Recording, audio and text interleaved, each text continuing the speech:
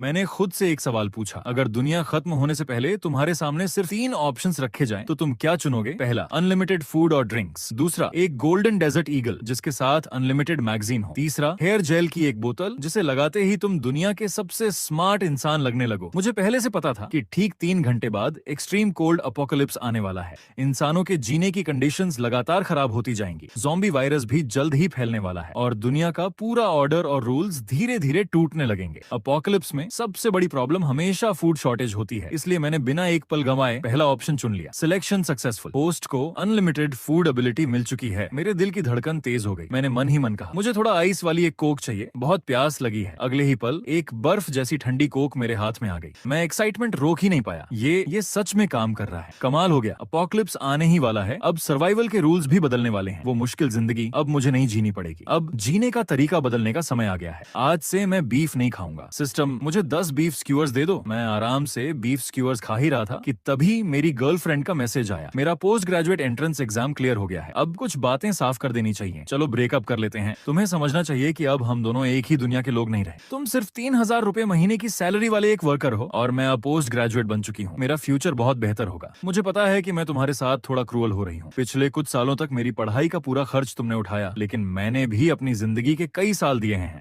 अब हमारे बीच कुछ भी बाकी नहीं है। आगे से मुझसे कांटेक्ट मत करना। यहीं सब खत्म करते हैं। उस ठंडे मैसेज को देखकर एक पल के लिए मेरे दिल में दर्द हुआ, लेकिन अगले ही पल सब कुछ हल्का लगने लगा। मैं बस ठंडी सी स्माइल के साथ बोला, लिन वैन्यू, तुम्हें एक दिन जरूर पछताना पड़ेगा। तभी फिर से सिस्टम की आवाज सुनाई दी। होस्ट की सर्वाइवल सुनिश्चित करने के लिए सिस्टम हर दिन रात 12 बजे डेली साइन इन रिवॉर्ड देगा। रिवॉर्ड ऑप्शंस में weapons, equipment, resources, materials, physical enhancement और कई दूसरी चीजें शामिल होंगी। होस्ट हर दिन इनमें से किसी एक रिवॉर्ड को चुन सकता है। उस पल मैं पहली बार अपोकलिप्स का इंतजार करने लगा। पुरानी दुनिया में मैं एक बिल्कुल साधारण इंसान था, लेकिन आने वाले अपोकलिप्स में मैं अपनी किस्मत पूरी तरह बदल दूंगा। ये सोचकर मैं खुशी खुशी अपनी इलेक्ट्रिक स्कूटर पर बैठा और रेंटल रूम की तरफ लौट गया। लिफ्ट का इंतजार करते समय पीछे से एक तिरस्कार भरी आवाज आई, ए वर्कर, जरा मुझसे दूर खड़ा हो। मैंने पीछे मुड़कर देखा। वो बैंक यूनिफॉर्म पहने हुई सूहे थी। वो अपनी नाक ढककर घिन भरी नजरों से मुझे घूर रही थी। सूहे मेरी पड़ोसन थी। मैं 501 में रहता था और वो अपने नए पति वांग क्वांग के साथ 502 में रहती थी। दोनों की शादी को अभी सिर्फ 1 महीना हुआ था। शादी वाले दिन मैंने उसे दूर से व्हाइट वेडिंग ड्रेस में देखा था। सच कहूं तो उसे देखकर मैं भी कुछ पल के लिए दंग रह गया था। उसकी ब्यूटी और फिगर आराम से 90 पॉइंट्स की थी। मेरी एक्स गर्लफ्रेंड तो उसके सामने कहीं भी नहीं टिकती थी। वो ऐसी खूबसूरत औरत थी जिसे देखकर आदमी मजाक में रोमांस ऑफ द 3 किंगडम खोलकर काओ काओ वाले चैप्टर ढूंढने लगे। उसे देखते ही मेरे होंठों पर एक रहस्यमयी स्माइल आ गई। सुहे ने भौहें सिकोड़ ली। वो चिढ़कर बोली, एक बार और घूराना तो आंखें निकाल दूंगी। पूरा दिन ऑफिस में काम करके वैसे ही थक गई हूँ, ऊपर से तुम्हारे जैसे लोअर क्लास इंसान की बदबू भी झेलनी पड़ रही है। सच में बदकिस्मती है। उसका पति वांग चैंग एक कंपनी एग्जीक्यूटिव था। दोनों खुद को सोसाइटी का एलीट समझते थे और दिल से मेरे जैसे मेहनत मजदूरी करने वालों को नीचा समझते थे। तभी लिफ्ट आ गई। मैं अंदर चला गया। सुहे ने साफ तौर पर अगली लिफ्ट का इंतजार करने का फैसला किया, लेकिन लिफ्ट का दरवाजा बंद होने से ठीक पहले मैंने उसकी तरफ देखकर ठंडी आवाज में कहा, अगर रात को भूख लगे तो मेरे पास आ जाना। दरवाजा बंद होते ही सुहे का पूरा शरीर कांप गया। अगले ही पल वो गुस्से से फट पड़ी। तुम खुद को समझते क्या हो? क्या सिर्फ खाने के लिए मैं तुम्हारे पास आऊंगी? पागल हो गए हो क्या? घर पहुंचते ही मैंने वार्डरोब खोल दी। एक्सट्रीम कोल्ड अपोकैलिप्स आने वाला था। सबसे पहले मुझे डाउन जैकेट, ब्लैंकेट और बाकी गर्म कपड़े निकालने थे। तभी दरवाजे पर जोर जोर से दस्तक होने लगी। बाहर से सूही चिल्ला रही थी, ए वर्कर, अभी बाहर निकल। जो अभी कहा था उसका मतलब साफ साफ बता। अंदर छिपकर मत बैठ। मुझे पता है तुम घर पर ही हो। इतने में उसका पति वांग क्वांग भी बाहर निकल आया। उसने पूछा, शाओ, हे, क्या हुआ? तुम उस वर्कर के दरवाजे पर क्यों खड़ी हो? सूहे गुस्से में बोली, सुनो, इस वर्कर ने अभी मुझे छेड़ा है। मैं इसे इस बिल्डिंग में रहने नहीं दूंगी। वांग चांग भी गुस्से में बोला, इस लड़के की इतनी हिम्मत? चाओ हे, चिंता मत करो, मैं अभी इसे। लेकिन उसकी बात पूरी भी नहीं हुई थी कि उसने मेरी बर्फ जैसी ठंडी नजरें देख ली। उसका सारा रौब उसी पल आधा रह गया। दिखने में वो दुबला पतला था, जबकि मैं सालों से फिजिकल वर्क करता आया था। मेरा शरीर उससे कहीं ज्यादा मजबूत था। अगर सच में फाइट होती तो रिजल्ट पहले से तय था। वांग चांग ने तुरंत अपना रवैया बदल लिया। वो मुस्कुराकर बोला, अरे काम से लौट आए, पूरा दिन काम किया होगा, जल्दी आराम कर लो। सू हे हैरान रह गई, भाग क्यों रहे हो? अभी इसका रवैया नहीं देखा? क्या तुम इससे डर गए? वांग चांग तुरंत बोला, तुम गलत समझ रही हो, मैं डर नहीं रहा।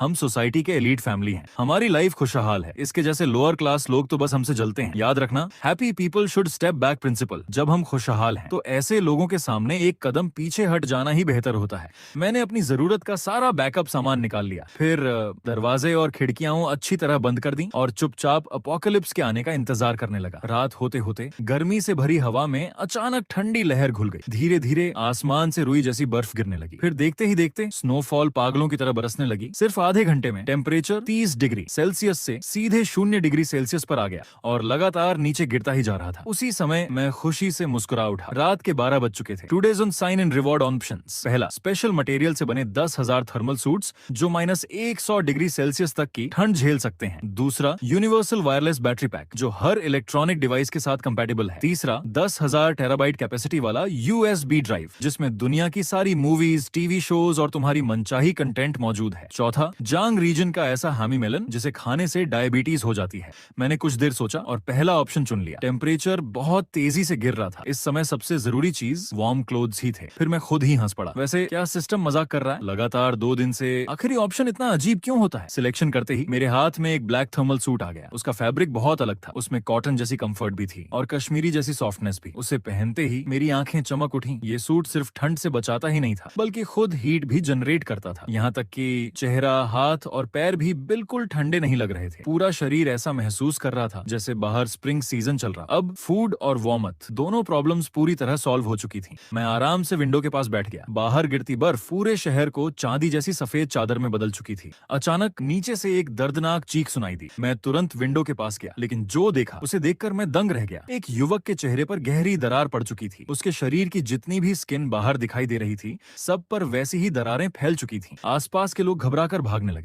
लेकिन आधे मिनट से भी कम समय में वो युवक आंखें फाड़कर जमीन पर गिर पड़ा और वहीं उसकी मौत हो गई। लेकिन ये सिर्फ एक मामला नहीं था। बहुत जल्द और भी लोगों के शरीर पर वैसी ही दरारें दिखाई देने लगी। पूरा रेसिडेंशियल कॉम्प्लेक्स अराजकता में डूब गया। मैंने ध्यान से उन लोगों को देखा जिनके शरीर पर दरारें निकली थीं। अभी कुछ देर पहले वो सभी बाहर स्नो में खेल रहे थे। क्या इस स्नो में जहर है? स्नो को छूने के 5 मिनट के अंदर शरीर पर दरारें निकल आती थी और आधे मिनट में मौत हो जाती थी। बस एक बात अभी साफ नहीं थी, क्या स्नो का ये पॉइजन दूसरों में भी फैल सकता है? मैंने गहरी सांस ली। ये डिजास्टर सच में खतरनाक है। इतनी ही देर में नीचे 10 से ज्यादा लोग मर चुके थे। मैंने तुरंत फोन निकाला। पॉइजन स्नो जैसे कीवर्ड्स तेजी से ट्रेंडिंग सर्च बन चुके थे। रेजिडेंशियल ग्रुप चैट भी पूरी तरह बिखर चुका था। कोई है, मेरे बच्चे को बचा लो। इस दुनिया को आखिर हुआ क्या है? कुछ लोग अभी भी उम्मीद लगाए बैठे थे। बाहर की डिजास्टर बस थोड़े समय की है, हमें जरूर बचा लिया जाएगा। वहीं कुछ लोग हकीकत समझ चुके थे। किसके पास मिनरल वाटर और फूड है, मैं जितनी कीमत मांगो दूंगा। समझदार लोग महसूस कर चुके थे कि ये कोई ऐसी डिजास्टर नहीं थी जो आसानी से खत्म हो जाए। स्नोफॉल को सिर्फ 1 घंटा हुआ था, लेकिन स्नो की मोटाई आधे मीटर तक पहुंच चुकी थी और रुकने का कोई नाम नहीं ले रही थी। मैंने एक बार फिर डोर्स और विंडोज चेक किए। ये पक्का करने के बाद कि अंदर स्नो नहीं आ सकती, मैं निश्चिंत होकर सो गया। अगली सुबह ठीक 8 बजे मेरी आंख खुली। मैं विंडो के पास गया और बाहर का नजारा देखकर हैरान रह गया। कल जिन लोगों को मैंने देखा था वो अब पूरी तरह स्नो के नीचे दब चुके थे। स्नो की ऊंचाई पहली मंजिल से भी ऊपर पहुंच चुकी थी और टेम्परेचर -30 डिग्री सेल्सियस तक गिर चुका था। बस एक ही राहत की बात थी, फिलहाल स्नोफॉल रुक चुकी थी। लेकिन अगली बार कब शुरू होगी कोई नहीं जानता था। मैंने रूम की फैसिलिटीज चेक की। जैसा मैंने पहले ही सोचा था, वाटर, इलेक्ट्रिसिटी और गैस सप्लाई तीनों पूरी तरह बंद हो चुके थे। सिर्फ ये एक्सट्रीम कोल्ड ही काफी डरावनी नहीं थी, अब इलेक्ट्रिसिटी भी चली गई थी। ऐसी कड़ाके की ठंड में लोग सिर्फ अपने डाउन जैकेट के सहारे किसी तरह जिंदा रहने की कोशिश कर सकते थे। लेकिन कितने लोग इतनी ठंड सह पाएंगे? शायद आज ही काफी लोग ठंड से मर जाएंगे। लेकिन मुझे बिल्कुल भी घबराहट नहीं थी। मैं आराम से घर के अंदर हॉट पॉट खा रहा था, साथ में गर्म चाय पीते हुए रेजिडेंशियल ग्रुप के मैसेजेस भी देख रहा था। पूरी रात की तकलीफ झेलने के बाद ग्रुप पहले से काफी शांत हो चुका था। पता नहीं लोग स्नो पॉइजन का शिकार हो गए थे या किसी और वजह से अब वहां सिर्फ इक्का दुक्का हेल्प मैसेजेस ही दिखाई दे रहे थे, लेकिन उन्हें रिप्लाई करने वाला कोई नहीं था। पूरा दिन मैं घर से बाहर नहीं निकला। रात के ठीक 12 बजे फिर से डेली साइन इन का समय आ गया। Today's sign in reward options. पहला, एक गोल्डन डेजर्ट ईगल जिसके साथ अनलिमिटेड मैगजीन। दूसरा, स्ट्रेंथ लेवल में 5 लेवल्स का अपग्रेड। तीसरा, अपोकलिप्स स्लेड जो बर्फ पर बिना किसी रुकावट के आसानी से चल सकती है। चौथा, ऐसी कार्बोनेटेड ड्रिंक की एक कैन जिसे पीते ही इंसान को लगातार हिचकियां आती रहे। चौथा ऑप्शन आज भी उतना ही अजीब था। सच कहूं तो मेरा मन गोल्डन डेजर्ट ईगल लेने का था, लेकिन आखिर में मैंने दूसरा ऑप्शन चुन लिया। इस बार के रिवॉर्ड्स देखकर मुझे एक बात समझ आ गई, लगता है रिवॉर्ड्स दोबारा भी आ सकते हैं। तो फिर जल्दी करने की जरूरत नहीं थी। अगली बार डेजर्ट ईगल फिर दिखाई देगी, तब उसे चुन लूंगा। हाँ, ये स्ट्रेंथ अपग्रेड वाला रिवॉर्ड काफी साईफाई जैसा लग रहा था। Selection successful. अचानक मेरे पूरे शरीर में एक जबरदस्त ताकत दौड़ गई। मैंने सामने रखी सॉलिड वुड डाइनिंग टेबल पर जोर से मुक्का मारा। धड़ाम, टेबल का कोना उसी पल चकनाचूर हो गया। मैं बेहद संतुष्ट था। स्ट्रेंथ बढ़ने का असर सिर्फ ताकत पर नहीं बल्कि पूरे शरीर पर पड़ा था। इतनी जोर से मुक्का मारने के बाद भी मेरे हाथ में जरा भी दर्द नहीं हुआ। इसके बाद और 3 दिन बीत गए। मैं अब भी घर से बाहर नहीं निकला। बाहर कभी स्नोफॉल होती तो कभी रुक जाती। स्नो इतनी बढ़ चुकी थी कि लगभग मेरी विंडो तक पहुंच गई थी। आखिरकार जिस रिवॉर्ड का मैं इतने दिनों से इंतजार कर रहा था वो फिर से सामने आ गया, गोल्डन डेजर्ट ईगल। इतना ही नहीं, इस बार उसके साथ नेवर मिस टैलेंट स्किल भी मिला था। तीसरे साइन इन रिवॉर्ड में मैंने कांस्टेंट टेम्परेचर फर्नेस चुना। उसका आकार लोटस फ्लावर जैसा था, सिर्फ हथेली जितना छोटा, और उसमें से हल्की नीली रोशनी निकल रही थी। उसे न चार्जिंग की जरूरत थी न फ्यूल की। उसके अंदर पहले से ही भरपूर एनर्जी मौजूद थी। इस फर्नेस का इफेक्ट ये था कि उसे रूम में रखने पर उसके आसपास 3 मीटर के एरिया का टेम्परेचर हमेशा 26 डिग्री सेल्सियस बना रहता था। बस उसकी एक कमी थी, वो दीवार के आर पार काम नहीं करता था। लेकिन मेरे पास तो पूरे 10,000 फर्नेस थे। घर के अलग अलग हिस्सों में कुछ रख दूं तो पूरा घर गर्म हो जाएगा। मैं थोड़ा बेबस होकर मुस्कुरा दिया। ये चीज क्या मेरी थर्मल सूट को बेकार नहीं बना रही? खैर, अब कम से कम घर में आराम से नहा तो सकूंगा। पहले दिन मिले अनलिमिटेड फूड रिवॉर्ड में हॉट वाटर भी शामिल था। उस समय मेरे फोन में अभी थोड़ी बैटरी बची हुई थी। मैंने देखा रेजिडेंशियल ग्रुप में कुछ लोग बेसमेंट पार्किंग में जाकर रिसोर्सेज एक्सचेंज करने की बात कर रहे थे। मुझे लगा ये फैसला काफी समझदारी भरा था। बेसमेंट पार्किंग भले ही बाहर से जुड़ी हुई थी, लेकिन उसके सारे एंट्री और एग्जिट स्नो से पूरी तरह बंद हो चुके थे। हर बिल्डिंग से लोग सेफ्टी पैसेज के जरिए नीचे पहुंच सकते थे। इतने दिनों से घर में अकेले खाना पीना भी अब बोरिंग लगने लगा था, इसलिए मैंने भी नीचे जाकर देखने का फैसला किया। बेसमेंट पार्किंग पहले से ही लोगों से भरी हुई थी। मैंने एक नजर में अंदाजा लगाया। पूरे रेजिडेंशियल कॉम्प्लेक्स में 15 बिल्डिंग्स थीं और कुल मिलाकर लगभग 3,700 रेजिडेंट्स रहते थे। लेकिन पार्किंग में सिर्फ 600 के आसपास लोग ही मौजूद थे। मतलब सिर्फ 5 दिनों में रेजिडेंशियल कॉम्प्लेक्स से बहुत से लोग गायब हो चुके थे। फिर मैंने सोचा असल वजह सिर्फ स्नो नहीं थी। स्नोफॉल आधी रात के बाद शुरू हुई थी। ज्यादातर लोग उसके सीधे कांटेक्ट में नहीं आए थे। शायद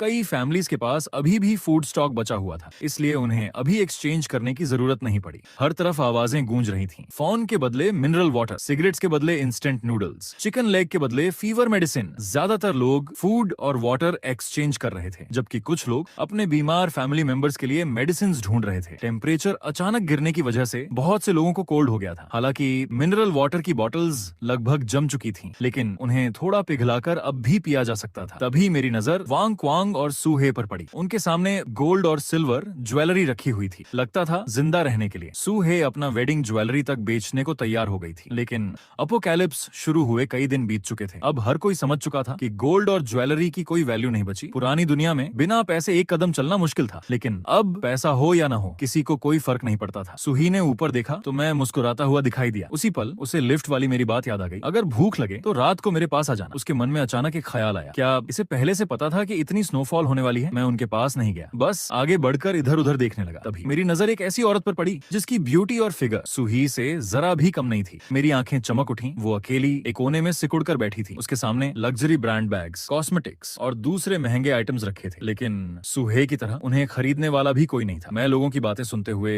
यूजफुल इन्फॉर्मेशन इकट्ठा करने लगा। थोड़ी देर में मैंने 3 अहम बातें समझ ली। पहली बात, स्नो पॉइजन सिर्फ स्किन कांटेक्ट से फैलता है। ये एयरबोर्न नहीं है। ये एक अच्छी खबर थी, वरना कोई भी विंडो या डोर खोलने की हिम्मत नहीं करता। दूसरी बात, कुछ लोग भूख से मजबूर होकर बाहर निकल चुके थे। उन्होंने पाया कि अगर स्किन सीधे स्नो को टच न करे तो कम स्नो वाले एरिया में चला जा सकता है। लेकिन अब सबसे बड़ी प्रॉब्लम थी स्नो की गहराई। रेजिडेंशियल कॉम्प्लेक्स की रोड्स पर स्नो 3 मीटर से भी ज्यादा जमा हो चुकी थी। कोई भी इंसान चलकर बाहर नहीं जा सकता था। कुछ लोग घर के टूल से व्हीकल्स मॉडिफाई करने की बातें भी कर रहे थे। उन्हें उम्मीद थी कि शायद कार से बाहर निकला जा सके, लेकिन मुझे ये सब बेकार लगा। इतनी गहरी स्नो में एक्सकेवेटर तक फंस जाए तो कार क्या करेगी? इससे सिर्फ एक बात साफ होती थी, लोगों के रिसोर्सेज अब बहुत तेजी से खत्म हो रहे थे। तीसरी खबर मुझे सबसे ज्यादा परेशान कर गई। स्नो पॉइजन से मरने वाले हर इंसान की प्यूपिल्स पूरी तरह ग्रे व्हाइट हो चुकी थीं और उनकी बॉडीज बेहद अजीब और टेढ़ी मेढ़ी मुद्रा में जम गई थी। उन्हें देखकर रीढ़ तक सिहर जाती थी। मेरे मन में अचानक ख्याल आया, कहीं ये सब आगे चलकर ज़ॉम्बीज तो नहीं बन जाएंगे? जितना ज्यादा मैं सोचता उतना ही यकीन बढ़ता गया। अगर कभी वेदर गर्म हुआ और ये बॉडीज पिघल गईं, तो शायद ये फिर से जिंदा हो जाए। लगता है आगे से जब भी स्ट्रेंथ बढ़ाने वाला रिवॉर्ड मिले उसे बिना सोचे चुन लेना चाहिए। जितना मैं ताकतवर बनूंगा उतनी ही सर्वाइवल की उम्मीद बढ़ेगी। तभी एक आदमी धीरे से मेरे पास आया। उसका नाम लियू जिए था। वो धीमी आवाज में बोला, हैंडसम, ये सारे बैग्स बहुत महंगे लग्जरी ब्रांड्स के हैं, क्या इनके बदले थोड़ा फूड मिल सकता है? मैंने सिर हिलाया। इन चीजों की अब कोई वैल्यू नहीं है। कुछ प्रैक्टिकल हो तो दिखाओ। लियू जिए का चेहरा एकदम उतर गया। वो भी जानता था कि इस समय लग्जरी ब्रांड बैग्स की कीमत रद्दी से ज्यादा नहीं थी। हर इंसान ठंड से कांप रहा था। सब भूखे थे। ऐसे समय में किसे सजने संवरने की पड़ी थी। लियू जे अकेला रहता था, उसका सहारा बनने वाला कोई नहीं था। ऐसी बेरहम दुनिया में शायद उसके पास सबसे कीमती चीज अब सिर्फ वो खुद ही बचा था, लेकिन वो अभी उस आखिरी हद तक जाने के लिए तैयार नहीं था। कुछ देर चुप रहने के बाद वो बोला, तो ये चलेगा? उसने झिझकते हुए जेब से एक काला प्लास्टिक बैग निकाला। मैंने बैग हाथ में लिया। वजन काफी था। खोलकर देखा तो अंदर अलग अलग मॉडल्स के पावर बैंक्स बिल्कुल करीने से रखे हुए थे। मैं मन ही मन हंसा। मुंह से तो मुझे हैंडसम कह रहा है, लेकिन दिल में मुझे चलता फिरता चार्जिंग स्टेशन समझ रहा होगा। लियो जी तुरंत बोला, सब फुल चार्ज है, अभी इस्तेमाल कर सकते हो। मैंने प्लास्टिक बैग वापस उसकी तरफ फेंक दिया। इसे वापस ले जाओ। असल में मैं उसे सीधे मना करने वाला था, लेकिन मैंने लंबा खेल खेलने का फैसला किया। मैंने जेब से एक ब्रेड निकाली और उसके सामने हिलाते हुए कहा, अगर खाना चाहिए तो मेरे घर आ जाना, हम दोनों एडल्ट हैं। मेरा मतलब समझ ही गए होंगे। इतना कहकर मैंने उसे एक मीनिंगफुल लुक दिया और मुड़कर वहां से चला गया। लियू जे ने होंठ भींच लिए। उसके मन में जबरदस्त संघर्ष चल रहा था। अगर ये पहले वाली दुनिया होती तो मैं ऐसे आदमी की तरफ देखता भी नहीं, लेकिन आज मुझे खुद उसके पास जाना पड़ रहा है। उसे बेहद गुस्सा आ रहा था, लेकिन उसके पास कोई दूसरा रास्ता भी नहीं था, क्योंकि फूड उसी के पास था। मैं फिर से अपना अगला टारगेट ढूंढने लगा। सिर्फ 2 मिनट ही बीते थे कि अचानक बिल्डिंग 7 के सेफ्टी पैसेज से 3 हट्टे कट्टे आदमी बाहर निकले। उनके हाथों में बड़े बड़े किचन नाइव्स थे। आगे चल रहा आदमी ब्रदर लॉन्ग था। उसके चेहरे पर ऐसा रौब था कि पहली नजर में ही समझ आ जाए ये आसान आदमी नहीं है। उसने जोर से चिल्लाया, ब्रदर्स चलो शुरू हो जाओ। वो सबसे पहले पास के एक स्टॉल की तरफ दौड़ा। स्टॉल लगाने वाली लगभग 70 साल की एक बुजुर्ग महिला थी। उसके सामने सिर्फ एक कैन एल्डरली मिल्क पाउडर रखा था। ब्रदर लॉन्ग ने वो कैन झपट कर उठा लिया। बुजुर्ग महिला घबराकर चिल्लाई, वापस करो, वो मेरा है। उसने ब्रदर लॉन्ग का हाथ पकड़ लिया, क्योंकि उसी मिल्क पाउडर के बदले उसे फूड मिलने की उम्मीद थी। ब्रदर लॉन्ग की आंखों में ठंडी हत्या की चमक उभरी। उसने बिना झिझक किचन नाइफ उठाया और सीधा नीचे वार कर दिया। बुजुर्ग महिला बिना आवाज किए वहीं गिर पड़ी। उसी पल भीड़ में किसी ने चीख मार दी, किसी ने हत्या कर दी। एक ही पल में पूरी बेसमेंट पार्किंग में भगदड़ मच गई। हर इंसान जान बचाकर भागने लगा, लेकिन मैं बिल्कुल शांत था। पहले ही साइन इन में मैं फिजिकल एनहांसमेंट चुन चुका था। ये तीनों आदमी मेरे सामने कुछ भी नहीं थे, लेकिन मुझे दूसरों के मामलों में पड़ने का कोई शौक नहीं था। मैं बस भागती हुई भीड़ के साथ धीरे धीरे अपने घर की तरफ बढ़ने लगा। इतने दिनों बाद आखिरकार दुनिया का ऑर्डर टूटना शुरू हो चुका था। सर्वाइवल के सामने गुडनेस और ह्यूमैनिटी दोनों की कोई कीमत नहीं बचती। आज असली केओस की शुरुआत थी। ब्रदर लॉन्ग फिर दहाड़ा, क्या देख रहे हो, लूटते रहो। उसकी बात सुनकर उसके दोनों साथी भी हिम्मत जुटाकर नाइव्स लहराते हुए चारों तरफ लूटपाट करने लगे। उधर लियू जे भी जान बचाकर पूरी ताकत से अपने घर की तरफ भागा। घबराहट में वो जमीन पर गिरे अपने लग्जरी ब्रांड बैग्स तक उठाना भूल गया। उसे ये भी पता नहीं चला कि भागते समय उसका आईडी कार्ड भी वहीं गिर गया था। वांग क्वांग ने सूहे का हाथ पकड़कर पूरी ताकत से भागना शुरू कर दिया, लेकिन आराम की जिंदगी जीने वाले ये दोनों ज्यादा दूर नहीं भाग पाए। भीड़ के धक्कों से दोनों जमीन पर गिर पड़े। सूहे डर के मारे इतनी बुरी तरह कांप रही थी कि खड़ी तक नहीं हो पा रही थी। वांग क्वांग घबराकर बोला, जल्दी उठो। उसने उसे उठाने की कोशिश की, लेकिन वो खुद भी कई दिनों की भूख से इतना कमजोर हो चुका था कि उसमें ताकत ही नहीं बची थी। तभी उसने देखा कि ब्रदर लॉन्ग हाथ में नाइफ लेकर उनकी तरफ दौड़ रहा है। वांग छांग घबराकर चिल्लाया, पत्नी तुम यहीं रुको, मैं किसी को हेल्प के लिए बुलाकर लाता हूँ। इतना कहकर उसने सूहे का हाथ छोड़ दिया और बिना एक बार पीछे देखे भाग गया। सूहे वहीं जड़ होकर रह गई। उसने कभी सपने में भी नहीं सोचा था कि उसका नया नवेला पति मुसीबत आते ही उसे अकेला छोड़कर भाग जाएगा। जैसे जैसे ब्रदर लॉन्ग उसके करीब आता गया, सूहे डर के मारे रोने लगी। मैं सीधे उसके पास गया और एक हाथ से उसे उठाकर खड़ा कर दिया। आखिर ये मेरा टारगेट थी, इसे मैं ऐसे कैसे मरने देता। मेरे हाथ की मजबूत पकड़ महसूस करते ही सूही ने ऊपर देखा। जब उसने पाया कि मैं हूँ तो उसके दिल में अजीब सी हलचल उठी। उधर ब्रदर लॉन्ग और उसके साथी अब भी पागलों की तरह हमला कर रहे थे। जब तक पार्किंग में मौजूद सारे लोग भाग नहीं गए, तब तक उन्होंने हमला बंद नहीं किया। इसके बाद दोनों छोटे गुंडे चारों तरफ घूमकर सामान लूटने लगे। कुछ ही देर में उन्होंने काफी फूड इकट्ठा कर लिया। उनकी प्लान बहुत सीधी थी, अचानक नीचे आओ, नाइफ दिखाकर सबको डरा दो। लोग जान बचाने के लिए भागेंगे तो अपने स्टॉल का सामान समेटने का मौका ही नहीं मिलेगा, और जो कुछ भी बच जाएगा सब उनका हो जाएगा। यही अपोकैलिप्स की ह्यूमैनिटी थी। हर इंसान घायल होने से डरता था, इसलिए कोई भी विरोध करने की हिम्मत नहीं जुटा पाया। सिर्फ 3 लोगों ने सैकड़ों लोगों को डराकर भगा दिया। ब्रदर लॉन्ग ने हिसाब लगाया, आज लूटा हुआ फूड कुछ दिनों तक तो चल जाएगा, लेकिन उसके बाद बड़ी प्रॉब्लम होगी। आज के बाद शायद कोई भी नीचे एक्सचेंज करने नहीं आएगा। अगर आगे फूड चाहिए होगा तो लोगों के घरों के डोर्स तोड़ने पड़ेंगे। तभी उसका एक साथी दौड़ता हुआ आया। उसके हाथ में एक आईडी कार्ड था। बॉस, एक बढ़िया चीज मिली है। ब्रदर लॉन्ग ने कार्ड लेकर देखा, फिर मुस्कुराया, ओ ये तो किसी खूबसूरत औरत का आईडी कार्ड है। आईडी फोटो कभी झूठ नहीं बोलती। इसका नाम लियू जे है। कमाल की ब्यूटी है, बस अफसोस पता नहीं किस बिल्डिंग और किस फ्लैट में रहती है। एक छोटा गुंडा हंसते हुए बोला, बॉस अगर ये मिल गई तो मुझे भी थोड़ा मौका मिलेगा ना। ब्रदर लॉन्ग हंस पड़ा, चिंता मत कर, मैं अपने ब्रदर्स के साथ कभी कंजूसी नहीं करता, लेकिन अभी नहीं, पहले ये फूड वापस ले चलते हैं। मैं सूहे को साथ लेकर वापस आया। सबसे पहले सेफ्टी पासेज का डोर अच्छी तरह ब्लॉक किया। फिर हम बिल्डिंग 5 की तीसरी मंजिल पर पहुंचे। अपने फ्लैट के सामने पहुंचते ही सूहे जैसे होश में आए। उसने झटके से मेरा हाथ छुड़ा दिया और सीधे अपने घर के डोर पर जाकर जोर जोर से पीटने लगी। वांग क्वांग, डोर खोलो, क्या तुम सच में मर्द हो? मुसीबत आते ही अपनी पत्नी को छोड़कर भाग गए। ऊपर से डोर भी बंद कर लिया। उसकी आवाज रोते रोते बैठ चुकी थी। वो लगभग पागल हो चुकी थी। मैं मुस्कुराया,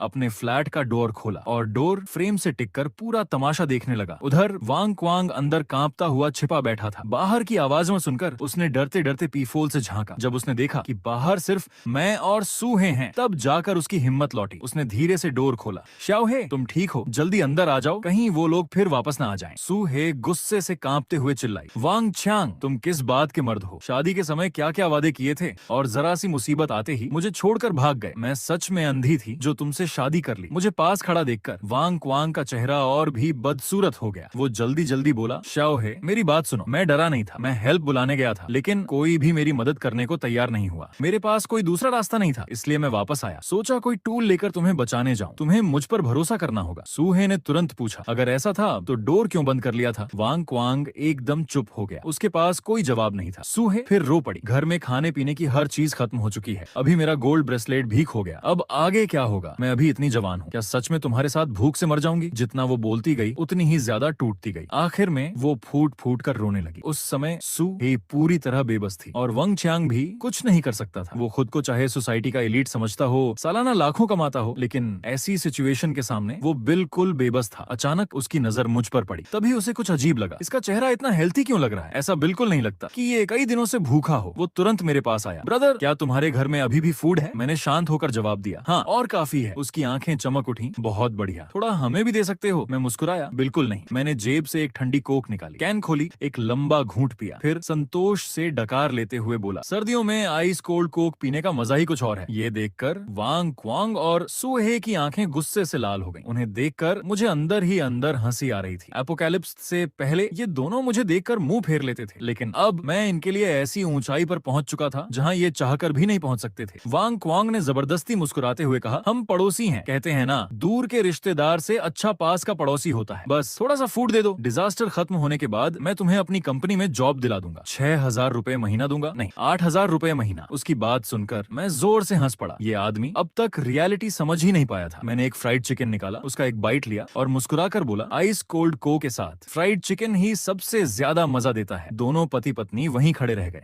उनकी नजरें मेरे हाथ में पकड़े फ्राइड चिकन पर ही टिकी थी। सुहे ने विनती की, अगर ऐसा है तो हम पैसे देकर खरीद लेते हैं, प्लीज। मैंने उसकी तरफ देखा, फिर हल्की सी स्माइल के साथ कहा, ऐसा करते हैं, मेरे घर में इन दिनों बहुत बिखराव है, मुझे एक मेड चाहिए। मेरी नजर सीधे सूही पर टिक गई। मैं तुम्हें हायर कर सकता हूँ। हर दिन सुबह 8 बजे से रात 8 बजे तक तुम मेरी डेली लाइफ का ध्यान रखोगी। बदले में मैं तुम्हें तीनों वक्त का खाना दूंगा और हर दिन एक ब्रेड और एक बोतल वाटर तुम अपने घर भी ले जा सकती हो। तो डील मंजूर है? सूही का चेहरा गुस्से से लाल हो गया। तुम हद से ज्यादा बदतमीज हो। मैं तुम्हारे घर की सफाई क्यों करूं? मैं सोसाइटी की एलीट हूं और तुम सिर्फ एक डिलीवरी बॉय। मुझे अपनी मेड बनाना चाहते हो? क्या मजाक है, ये कभी नहीं होगा। तभी वांग क्वांग जल्दी से बोला, ऐसा करते हैं, मैं और मेरी पत्नी दोनों मिलकर तुम्हारा घर साफ कर देंगे, गारंटी है सब चमका देंगे। मैंने बिना सोचे जवाब दिया, मेरे घर में दूसरे मर्दों का आना अलाउड नहीं है। अगर तुम्हें मंजूर नहीं तो रहने दो। इतना कहकर मैंने डोर बंद कर दिया। वैसे भी मेरे पास फूड था, ड्रिंक्स थे और ठंड की भी कोई चिंता नहीं थी। मेरे पास इंतजार करने के लिए भरपूर समय था। रात को अचानक मेरा हॉट पॉट खाने का मन हुआ। मैंने एक बड़ा हॉट पॉट तैयार किया, उसमें बीफ, मटन, क्रेफिश सब कुछ था। उधर रूम 302 में वांग क्वांग और सुहे चुपचाप बैठे थे। घर में खाने लायक कुछ भी नहीं बचा था। भूख की वजह से उन्हें नींद तक नहीं आ रही थी। अचानक वांग क्वांग ने हवा सूंघी। ये क्या हॉट पॉट की खुशबू, या मैं भूख से हेलुसिनेशन देखने लगा हूँ? दोनों ने एक दूसरे की तरफ देखा। वैसे ही भूख से उनका बुरा हाल था, ऊपर से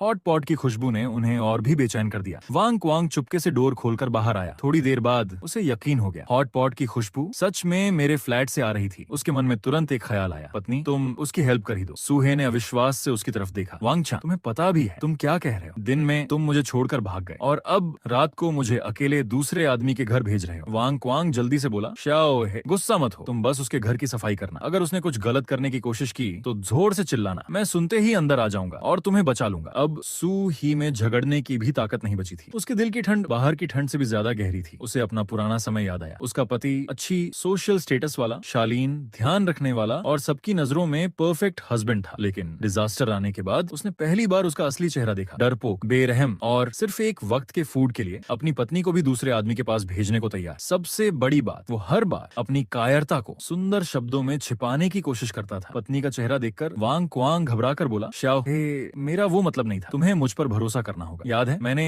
happy people should step back principle के बारे में बताया था। हम खुशहाल लोग हैं, अगर थोड़ा पीछे हट जाए। तो सुही ने उसकी बात बीच में काट दी। पीछे हटना? इतना पीछे कि अपनी पत्नी को ही दूसरे के पास भेज दो। अब ड्रामा मत करो, तुम सिर्फ एक आवड़ हो। अगर सच में दम है तो बाहर जाकर फूड लूट कर लाओ। कम से कम ये बड़ी बड़ी बातें करने से तो बेहतर होगा। वांग चांग घबरा कर बोला, नहीं पत्नी, मेरी बात तो सुनो। सुही ने ठंडी आवाज में कहा, कुछ सुनना नहीं है, मैं उसके पास जा रही हूँ। वांग चांग ने उसे रोकने के लिए हाथ बढ़ाया, लेकिन अगले ही पल उसने हाथ वापस खींच लिया। ये देखकर सुहे का दिल पूरी तरह टूट गया। उसे समझ आ गया कि उसका पति उसे रोकना ही नहीं चाहता था। उधर मैं घर के अंदर आराम से मीट खा रहा था, साथ में आइस कोल्ड बियर पी रहा था। तभी डोर पर नॉक हुई। मैंने पी फोल से बाहर देखा, वहाँ सुहे खड़ी थी। मेरे होठों पर एक रहस्यमयी स्माइल आ गई। मैंने डोर खोल दिया। सुहे ने मेरी तरफ देखकर कहा, मैं तुम्हारी मेड बनने आई हूँ। हॉट पॉट की तेज खुशबू उसके चेहरे से टकराई और जो उम्मीद उसके दिल से खत्म हो चुकी थी वो धीरे धीरे फिर लौटने लगी। शायद मेरे साथ रहना वाकई उसके लिए जीने का रास्ता था। कम से कम वो जिंदा तो रह सकती थी। लेकिन उसे एक बात समझ नहीं आई, इतनी ठंड में ये इतने कम कपड़े पहनकर कैसे खड़ा है? इसे ठंड नहीं लग रही। मैंने सुहे की तरफ देखा, फिर उसके पीछे खड़े उलझन भरे चेहरे वाले वांग क्वांग पर नजर डाली। मैंने उसकी तरफ एक ब्रेड और एक बॉटल वाटर फेंक दी। वांग चांग की आंखें खुशी से चमक उठी। उसने बिना कुछ सोचे पैकेजिंग फाड़ी और भूखे जानवर की तरह खाना शुरू कर दिया। मैंने सुही से कहा, अंदर आ जाओ भाभी। सुहे ने लिविंग रूम में रखे गर्मा गर्म हॉट पॉट को देखा। अब वो खुद को रोक नहीं सकी और धीरे धीरे अंदर चली गई। बाहर से वांग चांग घबरा कर बोला, शाओहे, अगर कुछ हो तो आवाज देना। मेन डोर बंद हो गया। उसकी बात भी वहीं खत्म हो गई। घर के अंदर कदम रखते ही सुहे पूरी तरह हैरान रह गई। उसे ऐसा लगा जैसे वो एक पल में विंटर से समर में आ गई हो। तुम्हारा घर इतना गर्म कैसे है, जबकि इलेक्ट्रिसिटी तो कब की जा चुकी है? वो धीरे से बोली, मैं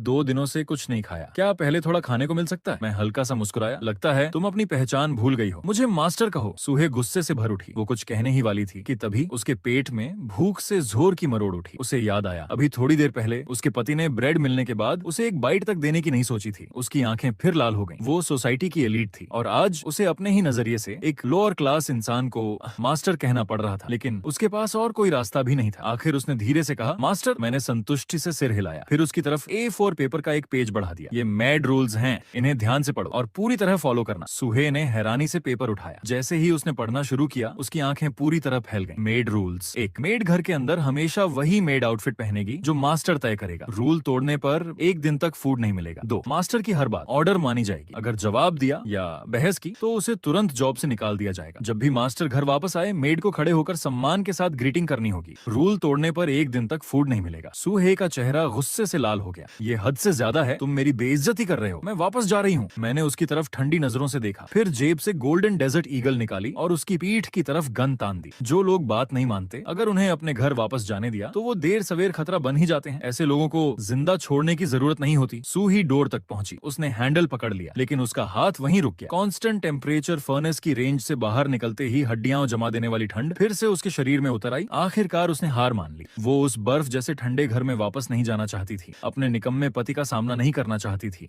और दोबारा भूख भी नहीं सहना चाहती थी। आखिर में सुहे ने खुद को समझाया, फिर सीधे मेरे सामने घुटनों के बल बैठ गई। मास्टर, मुझसे गलती हो गई। मैंने शांत आवाज में कहा, अब जब रहने का फैसला कर लिया है तो रूल्स के हिसाब से रहना सीखो। ये तुम्हारी पहली गलती है, इस बार माफ कर देता हूँ। सुहे ने सिर झुका लिया, लेकिन मन ही मन दांत पीसते हुए बोली, हरामी, कभी मौका मिला ना तो तुम्हें इसका अच्छा सबक सिखाऊंगी, तुम्हें जिंदगी भर याद रहेगा। करीब 1 घंटे बाद मैं आराम से खाना पीना खत्म करके अपने सामने बैठी उस खूबसूरत औरत को देखने लगा। दिल में उठ रही इच्छा को मैंने पूरी ताकत से दबा लिया। जल्दी किस बात की, आगे ऐसे मौके बहुत मिलेंगे। इसके बाद मैं बाथरूम में गया, गर्म पानी तैयार किया और सुही से कहा कि वो जाकर आराम से नहा ले। मैं वापस लिविंग रूम में आकर बैठ गया। मन ही मन सोचने लगा, यही तो असली जिंदगी है। वाकई बिल्डिंग 5 की सबसे बेहतरीन औरत वही निकली। सुहे ने मुझे बिल्कुल अलग एहसास दिया। जैसा लोग कहते हैं, उसके साथ रहना बहुत सुकून देने वाला था। वो लिन वेन्यू जैसी बिल्कुल नहीं थी, जो हर वक्त मुझसे नफरत करती थी और आखिर में मुझे ठुकरा कर चली गई थी। उधर सुहे को अभी अभी की सारी बातें याद आने लगी। उसकी आंखें फिर भर आईं, लेकिन वो चुपचाप डाइनिंग टेबल के पास गई और मेरे हॉट पॉट का बचा हुआ सारा खाना खा लिया। कई दिनों बाद उसका पेट पूरी तरह भर गया। उसके साथ मेरे लिए उसके मन की आधी नफरत भी खत्म हो गई। उसने मेड रूल्स के मुताबिक पूरा घर अच्छी तरह साफ किया। सब कुछ खत्म होने के बाद वो सोफा पर ही सो गई। अब वो समझ चुकी थी, यहाँ फूड था, गर्मी थी, सुरक्षा थी। ये जगह उसके लिए किसी पैराडाइज से कम नहीं थी। और रही बात सेल्फ रिस्पेक्ट की, तो सर्वाइवल के सामने उसकी कोई कीमत नहीं थी। जिंदा रहना सबसे जरूरी था। बस एक बात उसे समझ नहीं आ रही थी, मेरे घर में इतना फूड आखिर रखा कहाँ था। किचन खाली था, फ्रिज भी पूरी तरह खाली था। था। क्या सारा सामान बेडरूम में है, लेकिन वो मेरी बेडरूम में जाने की हिम्मत नहीं जुटा सकी। जब यहाँ सब कुछ इतना अच्छा था तो बेवजह रिस्क लेने की कोई जरूरत नहीं थी। रात 12:10 पर सिस्टम का रिवॉर्ड फिर से आ गया। Today's sign in reward options. पहला, न्यूक्लियर पावर जनरेटर जो अनलिमिटेड एनर्जी देगा। दूसरा, बैटल मेड फंक्शन अनलॉक। तीसरा, 1000 हाई एक्सप्लोसिव ग्रेनेड्स। चौथा,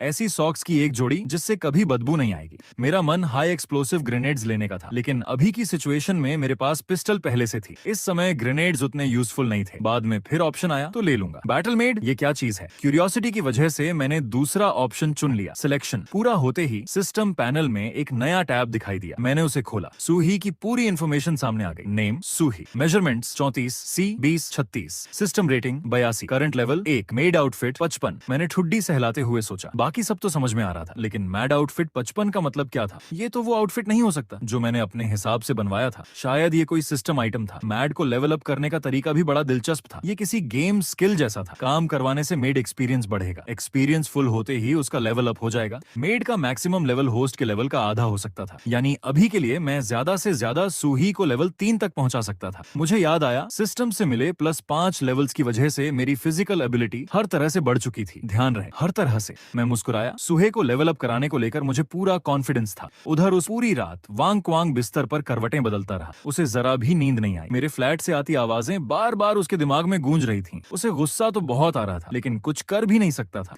आखिर अपनी पत्नी को खुद उसी ने मेरे पास भेजा था। सुबह ठीक 8 बजे काले पड़े हुए आंखों के घेरे लेकर वो मेरे डोर पर आ पहुंचा और नॉक करने लगा। मैं उनींदी हालत में डोर खोलकर बोला, क्या बात है? वांग शांग हिचकिचाते हुए बोला, मैं बस पूछना चाहता था, शाओहे कैसी है? वो पूरी रात तुम्हारे यहाँ रही, अब उसे घर लौट आना चाहिए। इतने में उसकी नजर लिविंग रूम पर पड़ी। सुहे पूरी मेड आउटफिट में खड़ी थी। उसके अंदर जलन और गुस्सा एक साथ फूट पड़ा, लेकिन उसने खुद को किसी तरह रोक लिया। मैंने माथे पर हाथ मारा। अरे देखो तो, मैं तो भूल ही गया था। भाभी बहुत मेहनती निकली। इन्होंने मेरा पूरा घर चमका दिया। मैं बहुत खुश हूँ। फिर मैं सूहे की तरफ मुड़ा। तुमने पूरी रात काम किया है, थक गई होगी, अब घर जाकर आराम कर लो। सूहे ने तुरंत जवाब दिया, किचन और बाथरूम अभी साफ नहीं हुए हैं, आज मैं वापस नहीं जाऊंगी। फिर उसने वांग क्वांग की तरफ देखकर कहा, पति बाहर बहुत ठंड है, आप जल्दी घर चले जाइए। मैं हल्का सा मुस्कुराया। उसका जवाब मुझे बहुत पसंद आया। वांग क्वांग का चेहरा गुस्से से लाल हो गया। उसने अपनी पत्नी को ऐसी नजरों से घूरा जैसे अभी फट पड़ेगा, लेकिन अगले ही पल मैंने उसकी तरफ एक ब्रेड और एक बॉटल मिनरल वाटर फेंक दी। ये आज का हिस्सा है। वांग क्वांग ने तुरंत दोनों चीजें उठा ली। खुश होकर बोला, थैंक्स। अगर अभी सफाई बाकी है तो शाओहे यहीं काम करती रहे, मैं आप लोगों को डिस्टर्ब नहीं करता। मैंने सुहे की तरफ देखकर कहा, देखा तुम्हारा पति यहाँ तुम्हारे लिए नहीं आया था, उसे सिर्फ फूड चाहिए था। सुहे के दिल में हल्का सा दर्द हुआ, लेकिन उतना नहीं जितना उसने सोचा था। शायद अब उसे मेरे घर में रहना धीरे धीरे सामान्य लगने लगा था। उधर वांग क्वांग अपने फ्लैट लौट आया। उसकी आंखों में भयंकर नफरत भर चुकी थी। सुहे को देखकर साफ समझ आ रहा था कि वो पूरी तरह उसके कब्जे में जा चुकी है। शायद वो पहले से ही वहाँ जाना चाहती थी। नहीं, मुझे कोई तरीका निकालना होगा। उसके घर का सारा फूड मुझे हर हाल में अपने हाथ लगाना है। बिल्डिंग 5 के सेफ्टी पासेज में अब काफी सर्वाइवर्स इकट्ठा हो चुके थे। चारों तरफ नजर डालते ही वांग क्वांग के दिल में ठंड उतर गई। पूरी बिल्डिंग में जिंदा बचे लोगों की संख्या 100 से भी कम थी। बाकी लोग या तो ठंड से मर चुके थे, या भूख से, या फिर स्नो पॉइजन की वजह से। वांग छांग ने ऊंची आवाज में कहा, सभी लोग सुनिए, सिचुएशन बहुत गंभीर है। मेरा मानना है कि अब हमें एकजुट होना होगा। कल पूरे रेजिडेंशियल कॉम्प्लेक्स के लोग बेसमेंट पार्किंग में ट्रेड करने गए थे, लेकिन ब्रदर लॉन्ग और उसके लोगों ने सब लूट लिया। अब कोई भी वहां जाने की हिम्मत नहीं करेगा। अगर ऐसा ही चलता रहा तो हमारी हालत और भी खराब होगी। इसलिए मेरा प्रपोजल है कि हम बचे हुए फैमिलीज एक अलायंस बनाएं, रिसोर्सेज शेयर करें, सब मिलकर इस क्राइसिस का सामना करें। भीड़ में से किसी ने तुरंत कहा, बड़ी बड़ी बातें मत करो, सब भूखे हैं, रिसोर्सेज शेयर कैसे होंगे? वांग छांग बोला, सबसे पहले हर फैमिली से एक हेल्थी एडल्ट निकलेगा। हम मिलकर एक गार्ड टीम बनाएंगे, फिर बिल्डिंग 101 से शुरू करेंगे और डोर टू डोर जाकर रिसोर्सेज कलेक्ट करेंगे। जिस घर में कोई जिंदा नहीं होगा उसका सारा सामान उठा लिया जाएगा। ब्रदर लॉन्ग के लोग अब हत्या तक करने लगे हैं। अगर हम कुछ नहीं करेंगे तो अगला नंबर हमारा होगा। पार्किंग का सेफ्टी डोर भी उन्हें ज्यादा देर नहीं रोक पाएगा। इसलिए रिसोर्सेज कलेक्ट करने के लिए हमें ग्रुप में चलना होगा। अगर ब्रदर लॉन्ग मिल भी गया तो डरने की जरूरत नहीं, वो सिर्फ 3 लोग हैं और हम 10 से ज्यादा। भीड़ में से किसी ने पूछा, तो फिर जो रिसोर्सेज मिलेंगे उनका बंटवारा कैसे होगा? वांग क्वांग बोला, जो गार्ड टीम में शामिल होगा उसी को रिसोर्सेज मिलेंगे। तभी एक महिला बोली, लेकिन मेरे घर में कोई हेल्दी एडल्ट नहीं है, मेरे पति शायद बाहर स्नो पॉइजन से मर चुके हैं, अब घर में सिर्फ मैं और मेरी बेटी है। एक और बुजुर्ग महिला बोली, हाँ ये तरीका बिल्कुल फेयर नहीं है, मैं और मेरे पति दोनों 60 साल से ऊपर हैं, ठीक से चल भी नहीं सकते, तो हमारा क्या होगा? कम से कम जो रिसोर्सेज मिले उनमें से थोड़ा बहुत हर फैमिली को मिलना चाहिए, एल्डरली को प्रायोरिटी मिलनी चाहिए। ये सुनते ही वांग चांग की आंखों में क्रूरता चमक उठी। वो मन ही मन बोला, बुढ़िया खुद कुछ करना नहीं और मुफ्त में खाना चाहती है। लेकिन उसके बोलने से पहले ही एक मिडिल एज्ड आदमी भड़क गया, किसे फर्क पड़ता है कि तुम जियो या मरो? मैं वांग चांग की बात से सहमत हूँ, जो मेहनत करेगा उसी उसी को फूड मिलेगा। जिंदा रहना है तो उसकी बात मानो, अगर अच्छा परफॉर्मेंस किया तो शायद मैं भी तुम्हें थोड़ा बहुत दे दूं। जो बिना कुछ किए खाना चाहते हैं वो अपना अंजाम खुद भुगतें। वांग चांग मन ही मन उसकी तारीफ करने लगा, लेकिन उस आदमी की बात खत्म होते ही पूरा माहौल बेकाबू हो गया। चारों तरफ विरोध शुरू हो गया। अचानक उस मिडिल एज्ड आदमी का चेहरा डरावना हो गया। उसने सबसे ज्यादा चिल्लाने वाली महिला के बाल पकड़ लिए और बार बार उसका सिर दीवार पर दे मारने लगा। चारों तरफ स्नो उड़ने लगी। कई दिनों से दबा हुआ तनाव अब पूरी तरह हिंसा में बदल चुका था। उस आदमी का चेहरा पागलों जैसा हो गया और उसने सबके सामने उस महिला को पीट पीट कर मार डाला। ये दृश्य देखकर वहां मौजूद हर इंसान सन्न रह गया। फिर करीब दर्जन भर आदमियों ने एक दूसरे की तरफ देखा, जैसे उनके अंदर की आखिरी रोक भी टूट चुकी हो। पैंडोरास बॉक्स अब पूरी तरह खुल चुका था। उनमें से किसी ने जोर से चिल्लाया, ब्रदर्स, इन सबको कंट्रोल में लो। जो काम के हैं उन्हें रहने दो, जो कोऑपरेशन नहीं करेंगे उन्हें बाहर निकाल दो। ये यहाँ सिर्फ बोझ है। वांग चांग पूरी तरह स्तब्ध रह गया। उसे समझ ही नहीं आया कि सिचुएशन इतनी जल्दी यहाँ तक कैसे पहुंच गई। उसका ओरिजिनल प्लान तो सिर्फ इतना था कि गार्ड टीम बनाकर मुझ पर दबाव डालेगा, मुझसे फूड छीन लेगा और अपनी पत्नी को वापस ले आएगा। लेकिन उसने इंसानी लालच और क्रूरता को बहुत हल्के में लिया था और अपनी खुद की कायरता को भी। अब वो सिर्फ डर कर भाग सकता था। वो लड़खड़ाता हुआ घिसटे हुए अपने फ्लैट में वापस छिप गया। उसी समय सूहे ने धीरे से पूछा, मास्टर, बाहर बहुत शोर हो रहा है, क्या हुआ है? मैंने बिना उसकी तरफ देखे जवाब दिया, ज्यादा सोचने की जरूरत नहीं, तुम बस अपना काम ठीक से करो, बाकी चीजों की चिंता करने की तुम्हें जरूरत नहीं है। उसी दिन से बिल्डिंग 5 में पर्ज ऑपरेशन की शुरुआत हो गई। लेकिन ये सिर्फ एक बिल्डिंग तक सीमित नहीं था। अभी जिस आदमी ने पहला कदम उठाया था उसने पूरे रेजिडेंशियल कॉम्प्लेक्स के मर्दों के लिए रास्ता खोल दिया। दूसरी बिल्डिंग्स में भी लोग ग्रुप्स बनाकर door to door food search करने लगे और देखते ही देखते पूरा रेजिडेंशियल कॉम्प्लेक्स अराजकता में डूब गया। मैंने देखा, बिल्डिंग 3 के फ्लैट 403 में लियू जी अकेली रहती थी। वो एक लाइव स्ट्रीमर थी। उसे स्नैक्स खाने का बहुत शौक था। इसी वजह से उसने घर में काफी फूड स्टोर करके रखा हुआ था, इसलिए वो बाकी लोगों से कुछ दिन ज्यादा टिक पाई। लेकिन अब उसके लिए भी अपोकलिप्स का अंत नजदीक आ चुका था। बिल्डिंग 3 में भी करीब 20 से ज्यादा मर्दों की एक टीम बन चुकी थी। वो लोग डोर टू डोर जाकर दरवाजे तोड़ रहे थे और उनका अंजाम क्या होता ये समझना मुश्किल नहीं था। डोर के पीफोल से झांकते हुए लियू जे ने देखा कि फ्लैट 401 का डोर तोड़ दिया गया था। अंदर से पड़ोसन की दर्दनाक चीखें सुनकर उसका पूरा शरीर कांप उठा। लियू जे जानती थी कि वो उस औरत से कहीं ज्यादा खूबसूरत थी। अगर उन आदमियों की नजर उस पर पड़ गई तो उसका अंजाम शायद उससे भी ज्यादा दर्दनाक होगा। अचानक उसे कल बेसमेंट पार्किंग में मिला वो आदमी याद आया। उसने कहा था कि वो बिल्डिंग 5 फ्लैट 301 में रहता है। मुझे किसी भी तरह उससे मदद मांगनी होगी। बाहर सिचुएशन पूरी तरह बेकाबू हो चुकी थी। बहुत जल्द उनका अगला टारगेट उसी का फ्लैट बनने वाला था। लियू जी बिना देर किए सीधे बालकनी की तरफ भागी। किस्मत अच्छी थी, आज स्नो नहीं गिर रही थी। उसने सावधानी से विंडो पर जमी बर्फ हटाई, फिर जल्दी से विंडो खोली और बाहर झुककर देखने लगी। बिल्डिंग 3 और बिल्डिंग 5 के बीच सिर्फ 20 मीटर का फासला था और उसकी विंडो से सीधे मेरी बालकनी दिखाई दे रही थी। उसने एक पल भी नहीं सोचा। घर में रखी बॉटल, जार और जो भी हाथ लगा सब बाहर फेंकना शुरू कर दिया ताकि विंडो पर आवाज करके मेरा ध्यान अपनी तरफ खींच सके। लेकिन उसकी ताकत कम थी, एम भी ठीक नहीं था। उसने कई बार कोशिश की पर कुछ भी मेरी विंडो तक नहीं पहुंचा। उसकी बेचैनी बढ़ती जा रही थी। आखिरकार एक स्किन केयर बॉटल सीधे मेरी विंडो से टकराई। बॉटल नहीं टूटी लेकिन टक्कर की आवाज काफी तेज थी। उसी समय मैं सूही को मेड रूल समझा रहा था। आवाज सुनते ही मैं बालकनी की तरफ चला गया। मैंने भौहें सिकोड़कर बाहर देखा। वहां लियू जे मुझे हाथ हिलाकर इशारा कर रही थी, जल्दी मुझे बचाओ, वो लोग अंदर घुसने वाले हैं। उसी समय 401 के अंदर मौजूद एक आदमी चौंक गया। मुझे किसी औरत की आवाज सुनाई दी। वो हैरानी से उठकर खड़ा हो गया। सोफा पर बैठा मजबूत शरीर वाला एक आदमी सिगरेट मुंह में दबाए गंभीर नजरों से डोर की तरफ देखने लगा। बॉस, आवाज इसी फ्लोर से आई है। उस आदमी का नाम लिन हाओ था और वही बिल्डिंग 3 का लीडर था। आवाज 403 से आई है। उस फ्लैट में एक औरत रहती है। लिन हाओ ने हाथ हिलाया और सबको लेकर सीधे